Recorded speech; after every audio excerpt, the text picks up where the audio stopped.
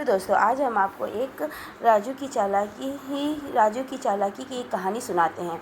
जो आपको अच्छी लगे तो इसे लाइक और सब्सक्राइब कीजिएगा। राजू की चालाकी। राजू एक छोटे गांव में रहता था। वह बहुत शरारती और आलसी लड़का था, लेकिन उसकी सबसे बड़ी खूबी थी उसकी चालाकी। गांव में हर कोई उसकी शरारतों से परेशान था, लेकिन उसकी मज़ेदार हरकतों की वजह से लोग उससे नाराज़ भी नहीं होते थे। गाँव का हलवाई मुफ्त में मिठाई। राजू को मिठाइयाँ बहुत पसंद थी, लेकिन उसके हम पास हमेशा पैसे नहीं होते थे। गांव के हलवाई गुप्ता जी बहुत सख्त इंसान थे और मुफ्त में किसी को भी कुछ नहीं देते थे। एक दिन राजू ने सोचा, अगर मिठाइयाँ खानी है तो कोई तरकीब लगानी होगी। उसने दुकान पर जाकर गुप्ता जी से कहा, चाचा, आपके यहाँ की मिठाइयों की बहुत तारीफ़ सुनी है, लेकिन मैंने कभी खाई नहीं। बस एक बार स्वाद चख लूँ तो आगे ऐसे पैसे देकर ही खरीदूंगा। गुप्ता जी मुस्कुराए और बोले, अगर एक बार चख लिया तो मुफ्त में ही खाना चाहोगे, जाओ यहाँ से। राजू को झटका लगा, लेकिन उसने हार नहीं मानी।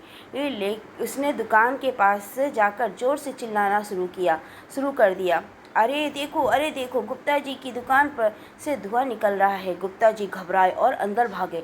जैसे ही वे दुकान के अंदर गए, राजू ने जल्दी से थाली में रखी जलेबी उठाई और दौड़ता हुआ भाग गया। जब गुप्ता जी वापस आए तो मिठाइयाँ गायब देखकर समझ गए कि यह जरूर राजू की चाल होगी। बैलगाड़ी की सवारी। गांव के एक सेठ थे जो अपनी बैलगाड़ी में घूमते थे। सेठ जी बहुत ही कंजूस थे और किसी को भी मुफ्त में सवारी नहीं करवाते थे।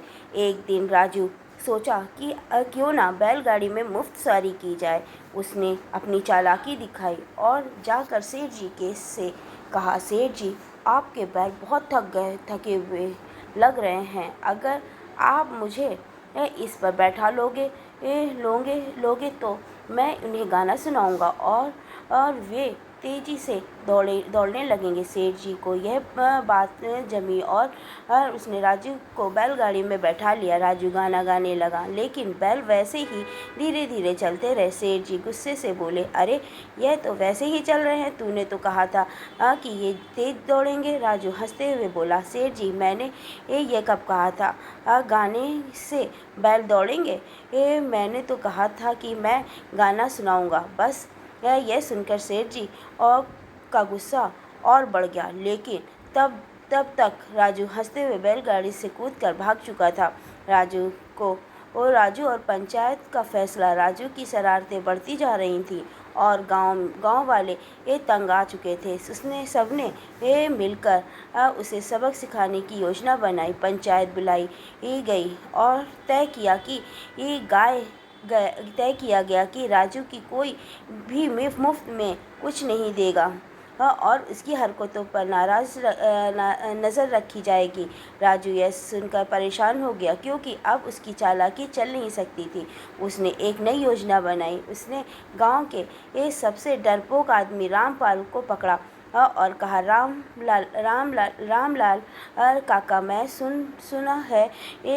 सुना है कि गांव में भूत आ गया है जो सिर्फ उन्हीं लोगों को पकड़ता है जो बहुत डरते हैं। रामलाल घबरा गए और बोले, बेटा, ऐसा मत कहो, मैं तो पहले से ही बहुत डरपोक हूँ। राजू ने कहा, ठीक है, अगर तुम मुझे हर दिन एक रोटी दोगे तो मैं तुम्हें भूत से बचाने का तरीका बता सकता हूँ। रामलाल को अपनी जान प्यारी थी, इसलिए वे मान गए। इस तरह राजू फिर से मुफ्त में खाना खाने लगा। राजू की शादी और उसकी चालाकी समय बीत और राजू वो बड़ा हो गया।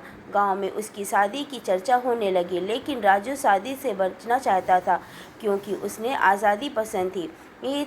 जब उसके माता पिता ने शादी के लिए जोर दिया तो उसने गांव के अफवाह फैला दी कि वह शादी के दिन ही गायब हो जाएगा। लोगों को यह मजाक लगा, लेकिन शादी के दिन सच में राजू कहीं नहीं मिला। पूरा गांव ढूंढता रहा और अंत में वह गांव के पीपल के पेड़ पर बैठा मिला।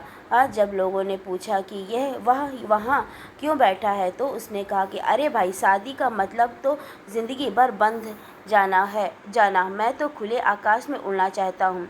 यह सुनकर सब हंसने लगे और राजू की शादी की बात वहीं ख़त्म हो गई। इस तरह राजू की चालाकी और शरारतें कभी ख़त्म नहीं हुई और वह गांव में सबसे मज़ेदार इंसान बना रहा।